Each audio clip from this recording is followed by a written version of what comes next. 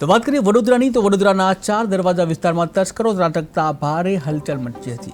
શામળ બેચર પોળમાં ઘરમાં ઘૂસી ચોરીનો પ્રયાસ કરી રહેલા તસ્કરોને સ્થાનિક લોકોએ પકડી પાડ્યો અને મેથી પાક ચખાડ્યો હતો. ત્યારે ઘટનાની જાણ થતાં જ પોલીસ પણ ઘટના સ્થળે દોડી આવી હતી અને બંને તસ્કરોને કબજે લઈ કાર્યવાહી શરૂ કરવામાં આવી હતી.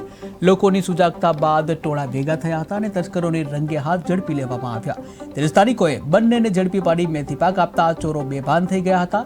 જ્યાં ઘટનાની જાણ થતાં જ વડોદરા સિટી પોલીસ ઘટના સ્થળે પહોંચી હતી. બંને તસ્કરોને કબજે લઈ લીધા હતા. ત્યારે હાલ તો પોલીસે તસ્કરો સામે કાયદેસરની કાર્યવાહી હાથ ધરી છે.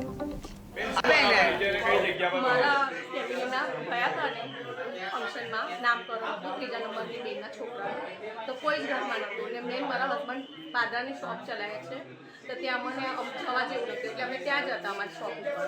અને અહીંયા પાછળથી મારો ભાઈ આવ્યો ને, બધા આવ્યા ફંક્શન પૂરો કરી, તો જોયું તો જાળી તૂટી હતી, બાયનું તોડ્યું હતું, અંદરથી તે બધું વિખરાઈ ગયું હતું. સામાન અમારા ભગવાન ચાંદીના હતા, 5.5 લાખ રૂપિયા હતા કેશ, એ છે. પણ બીજા જે ઉપરના દાગીના સોનાના છે એ નહીં મળે.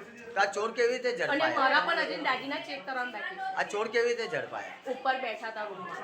એટલે કોઈ ગયું તો ખબર પડી? આ મારા જીજાજી હતા ને, એમને જોયા ઉપર અગાસીમાંથી બહારની સાઈડથી બંધ કરી બેઠા હતા. એક રૂમ તોડ્યો અમારો સ્પેશિયલ એમની માટે, પછી કાઢ્યા છે. હજી અમારી કાર્યવાહી ચાલશે આની પાછળ. શું નામ તમારું?